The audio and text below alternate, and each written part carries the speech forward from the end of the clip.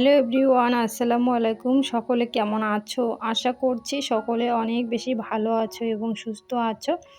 তো আমরাও না বেশ ভালো আছি এবং সুস্থ আছি। তো এই যে বরাবরের মতো আজকের ভিডিওটাও কিন্তু সকাল ৭টা থেকেই শুরু করে দিয়েছি। তো আই হোপ আজকের ভিডিওটি তোমাদের কাছে অনেক বেশি ভালো লাগবে। তো এই যে সকালবেলা কিন্তু চা নাস্তা করা হয়ে গিয়েছে, আর সেটা হচ্ছে অফ ক্যামেরায় করে নিয়েছি। কারণটা হচ্ছে প্রতিদিনে এক রকমের ভিডিও দিতে একদমই যেন ভালো লাগে না। তো সেই ক্ষেত্রে আজকে একটু অন্যরকম থেকেই শুরুটা করলাম। তো সকালবেলা চা নাস্তা করে নেওয়া হয়েছে, তারই সঙ্গে হচ্ছে বাসি কিছু কাজ রয়েছে সেগুলোও করে নিয়েছি। আর হচ্ছে তার সঙ্গে যেটা এমার্জেন্সি কাজ বলতে গেলে সেটা অনেকগুলো কাপড় জমিয়েছিল, তো সেই কাপড়গুলো না ভিজিয়ে রেখেছি। আর এখানে হচ্ছে কয়েকদিন ধরে মানে লাইনের এত সমস্যা হচ্ছে যে ৫ তারিখ পর্যন্ত নাকি এরকমই থাকবে। তো কিচ্ছু করার নেই। সকাল ৮টার দিকেই লাইন যাচ্ছে আর বিকেল ৪টার দিকে লাইন আসতেছে। সেই ক্ষেত্রে কিন্তু ঠিকমতো ভিডিও করাও হচ্ছে না। কারণটা হচ্ছে যেহেতু আমার রান্নাঘরটা একদমই অন্ধকার বলতে গেলে, লাইট না জ্বালালেও কিন্তু দিনের মধ্যে কোনো রকমের ভিডিও শ্যুট করা যায় না। কারণটা হচ্ছে এরকমই, রান্নাঘরটা ঘরের দিকে তবু একটুখানি মানে রুমের দিকে তবু একটুখানি যাতে দেখা যায় আর কি, মানে ভিডিও করতে গেলে দিনের মধ্যে। কিন্তু রান্নাঘরে একদমই অন্ধকার পুরো। তো সেই ক্ষেত্রে ঠিকমতো ভিডিও দিতেও পারছিলাম না। তো তার জন্য মনটাও আবার ভালো নেই। তো যাই হোক, সেটা নিয়ে চিন্তা করে কোনো লাভ নেই। যেটা হওয়ার সেটা হবেই। যে মানে যে প্রকারেই হোক না কেন। তো অফ ক্যামেরায় হচ্ছে অনেকগুলো কাপড় ধুয়ে নিয়েছি। তারই সঙ্গে হচ্ছে বাইরে শুকোতে দিলাম কাপড়গুলো। যেহেতু ওই যে রোদের সমস্যা বলতে গেলে, মানে এখনই যদি রোদ উঠছে তো একটু পরে হচ্ছে বৃষ্টি শুরু হয়ে যাচ্ছে। সেই ক্ষেত্রে আর কি ছেলেকে বললাম যে তুমি একটুখানি ভিডিও করে দাও। তো আমি হচ্ছে ওই যে বাইরে কাপড়গুলো শুকোতে দিয়েছিলাম, তারই মাঝখানে অনেক কাজ করেও নিয়েছি, আর সেগুলো হচ্ছে তোমাদের সঙ্গে শেয়ার করিনি। সারাদিনে কিন্তু একটা গৃহিণীর অনেক কাজ থাকে, তো সেগুলো কিন্তু সমস্তটাই শেয়ার করা কখনোই সম্ভব না। তো যেটা আর কি তোমাদের সঙ্গে শেয়ার করা যাবে সেটাই করি। আর যেহেতু একা মানুষ, একা সংসার, তো সেই ক্ষেত্রে কিন্তু সবসময় ক্যামেরা নিয়ে এদিক ওদিক করতেও পারি না। এটা একটা হচ্ছে বড় সমস্যা। তো এই যে এখন কিন্তু প্রায় তোমার বাজতে চলেছে ১২টার মতো। একদম রান্নাবান্না সমস্ত কিছু কমপ্লিট করে চলে এসেছি। কাপড়গুলো শুকিয়েছে। সকালবেলা যে কাপড়গুলো রোদে মেলেছিলাম তো সেইগুলো আর কি নিয়ে আসা হয়েছে। আর আবারও হচ্ছে গোসল করার সময় অনেকগুলো কাপড় ধোয়া হয়েছে, সেগুলো বাইরে দিলাম। আর সকালবেলা কাপড়গুলো নিয়ে এসে ভাঁজ করে রেখে দিলাম কাপড়গুলো। আর তার সঙ্গে হচ্ছে ওই যে বিছানার বেড কভারটাও কিন্তু বিছিয়ে নিয়েছি অফ ক্যামেরায়। আর এখন হচ্ছে বালিশের কভারগুলো আর কি লাগিয়ে নিচ্ছিলাম। তো তোমরা কিন্তু দেখতেই পাচ্ছ আমি হচ্ছে এখন পর্যন্ত মানে মুখে মানে ক্রিম দেওয়ারও সময় পাই নাই এবং চুলগুলো আঁচড়ানোর সময় পাইনি। তো এতটাই সংসারে কাজে মানে ব্যস্ত হয়ে পড়েছি, কি বলবো আর তোমাদেরকে। সত্যি কিন্তু একা হাতে কাজগুলো করলে না মানে একদিক দিয়ে আবার সুবিধা যে নিজের কাজ নিজেই করছি, কোনো রকমের কোনো ঝামেলা নেই। অন্যকে দিয়ে কাজ করাতে গেলে এটা করো ওটা করো এরকম বলতেই লাগবে, তাই না? আর নিজে যদি কাজগুলো করি নিজের মতো করে সুন্দর করে গুছিয়ে করা যায়, নিজে যেরকম পছন্দ সেভাবে করে নিতে পারি। তো এটাই আর কি। আর একটা কথা হচ্ছে ওই যে কথায় আছে যে সংসার নাকি সুখী হয় রমণীর গুণে, কিন্তু আমি এটা একদমই ভুল ধারণা মনে করি। কারণটা হচ্ছে দেখো, শুধু একটা সংসারে একটা মেয়ের হাত না, একটা ছেলেরও হাত রয়েছে। দুইজনেরই মন যদি একখানে হয় তাহলে অবশ্যই কিন্তু সংসারে সুখ শান্তি সব কিছুই থাকে। তো আমার দিক থেকে আমি এটাই মনে করি। তোমাদের দিক থেকে কি মনে করো অবশ্যই কিন্তু আমাকে কমেন্ট করে কথাটা জানাতে পারো।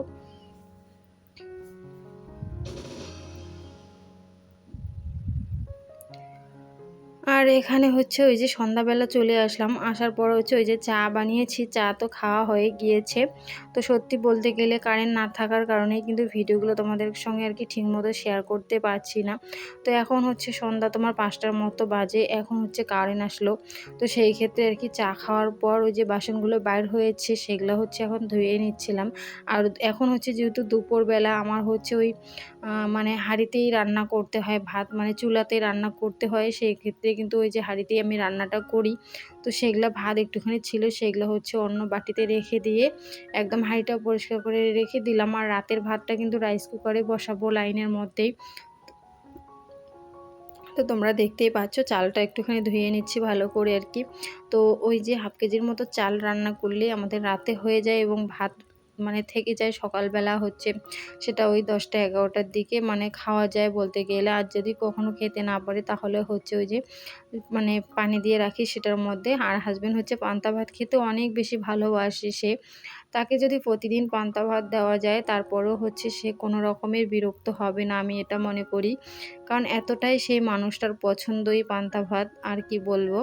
তো যাই হোক, তার জন্যই রাতে হচ্ছে একটুখানি মানে বেশি করে চাল দেই। আর না হলে কিন্তু আমাদের ৩টা মানুষ তো ১ গ্লাসের মতো চাউল দিলেই কিন্তু হয়ে যায়।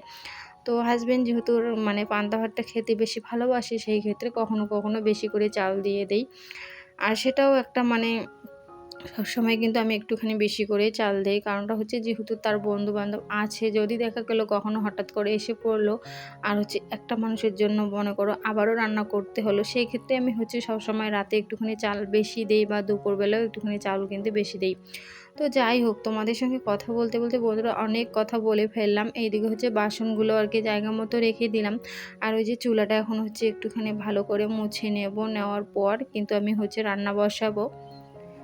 তো ভিডিওর মাঝখানে যেহেতু চলে এসেছি, তো সবার থেকে হচ্ছে মানে একটাই কথা বলবো সবার কাছে যে প্লিজ বন্ধুরা, ভিডিও শুরুতে যদি একটা লাইক দিতে ভুলে গিয়েছো তাহলে অবশ্যই কিন্তু আমার চ্যানেলটিতে একটা লাইক দিয়ে ভিডিওটি কন্টিনিউ করার চেষ্টা করো। আর ভিডিও দেখতে দেখতে কোথাও কোনো অংশ যদি তোমাদের কাছে একটু হলেও ভালো লাগে তাহলে কিন্তু অবশ্যই চ্যানেলটার পাশে থাকবে, এতটুকুই বলবো। আর আমি তোমাদেরকে মানে চ্যানেলটাকে সাবস্ক্রাইব করার জন্য মানে জোর করব না, কারণটা হচ্ছে এই জায়গাটা হচ্ছে একটা ভালোবাসার জায়গা।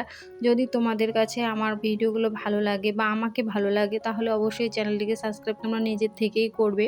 সেই ক্ষেত্রে কিন্তু এই কথাটা বেশি একটা আমি বলি না ভিডিওতে, কারণ আমি সেটা জানি, কারণ আমিও তো অনেকের ভিডিও দেখি, যদি আমার ভালো লাগে তো আমি হচ্ছে সাবস্ক্রাইব করে তার পাশেই থেকে যাই।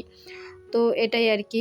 তো এই যে আজকে হচ্ছে রাতের মানে খাওয়ার জন্য আর কি সবজি কেটে নিচ্ছিলাম। তো সবজি বলতে গেলে হাসব্যান্ডকে বললাম প্রতিদিন আর মাছ মাংস খেতে একদমই যেন ভালো লাগে না, আজকে একটু অন্যরকম রান্না করি। আর তার সঙ্গে হচ্ছে কথাও বলছিলাম। তো একটা কথা তোমাদের সঙ্গে না শেয়ার করতে আমি ভুলেই গিয়েছিলাম বন্ধুরা। আমার না নাকের নোজপিনটা হচ্ছে হারিয়ে গিয়েছে। তো আমি হচ্ছে একটা নতুন নিয়েছি, সেটা হচ্ছে তোমাদের সঙ্গে অবশ্যই পরের ভিডিওতে শেয়ার করব। তো সত্যি একটু একটু করে টাকা জমিয়ে কিন্তু সংসারের জন্য অনেক কিছুই করি। তো নিজের জন্য কিছু করতে পারি, অনেক ভালো লাগে সেটা। তো প্রত্যেকটা মেয়ে যদি এভাবে হিসাব করে চলে না তাহলে কিন্তু অনেক কিছুই করা যায়, সত্যি বলতে গেলে সেটা আমি হচ্ছে নিজের থেকেই বলতে পারি। তো এইদিকে হচ্ছে আলুটা সিদ্ধ বসিয়ে দিয়েছি, আলুর দম বানাবো যেহেতু। তো এখানে হচ্ছে হাসব্যান্ডকে বললাম একটুখানি আজকে হচ্ছে একটা কেক বানিয়ে নিই। তো একটা ডিম দিয়েই হচ্ছে কেকটা বানাচ্ছি, অত বেশি একটা ভালো হয়নি, আগেই বললাম। কারণটা হচ্ছে একটা ডিম যেহেতু দিয়েছি তো ময়দার পরিমাণটা একটু বেশি হয়ে গিয়েছিল।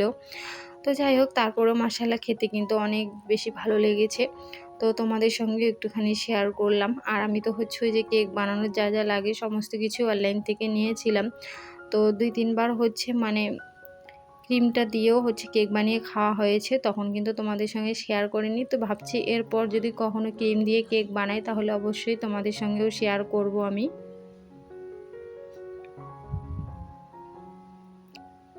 তো পুরোপুরিভাবে আমি হচ্ছে দিয়েছি জিনিসগুলো সব কিছু মেজারমেন্ট করে, আর বাকি কাজটা হাসব্যান্ড করে একদম বসিয়ে দিল। তো ওইদিকে এক চুলায় হচ্ছে বসিয়ে দিয়েছি, আর এখানে হচ্ছে ওই যে ডিম মানে সিদ্ধ করে নিয়েছিলাম।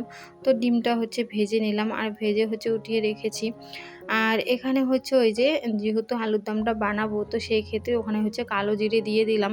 আর কালো জিরে ফোড়নে দিয়ে যদি তোমরা হচ্ছে একবার খেয়ে দেখো মানে আলুর দমটা এতটা টেস্ট লাগে কি বলবো। যারা হচ্ছে কখনো খাওনি একবার এরকম হলো বানিয়ে খেয়ে দেখো, খুব ভালো লাগে। তো এই যে মশলাটা আমি যে দিলাম পেস্ট করা মশলাটা, সেটার মধ্যে আমি কোনো কিছুই দেইনি, শুধুমাত্র 3টা জিনিস দিয়েছি।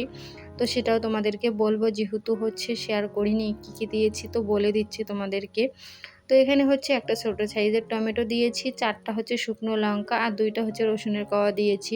দিয়ে হচ্ছে মিক্সার গ্রাইন্ডারে পেস্ট করে নিয়েছি, আর সেটাই কিন্তু দিলাম।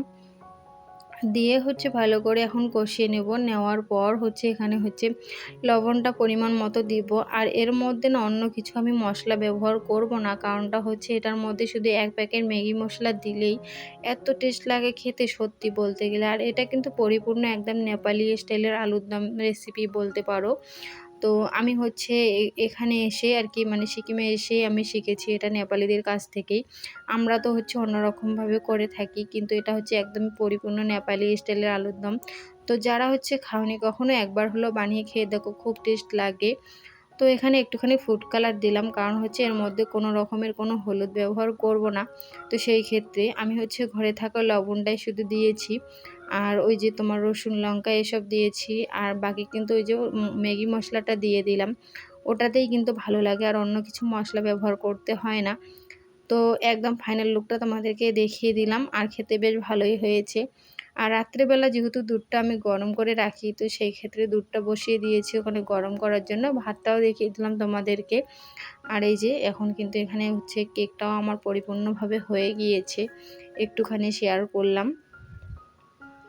তো এখন হচ্ছে কেকটা কিন্তু 10 মিনিটের মতো রেখে ঠান্ডা করে নিয়েছি, আর এত সুন্দরভাবে উঠে গেল পেপারটা, তোমরা কিন্তু নিজের থেকেই দেখতে পেলে।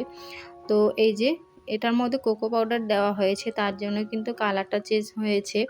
তো এখন আর কি কেটে নেব, নিয়ে হচ্ছে 3 জনে আমরা খাবো আর কি, মানে সন্ধ্যাবেলা। একবার হচ্ছে চা খাওয়া হয়ে গিয়েছে, তো আজকে যেহেতু একটুখানি শখ করে কেকটা বানালাম তাই আর কি। তো ছেলে হচ্ছে নিচে কিন্তু বই নিয়ে বসেছে, আর তাকেও দেব। তো সবাই ভালো থেকো, আল্লাহ হাফেজ।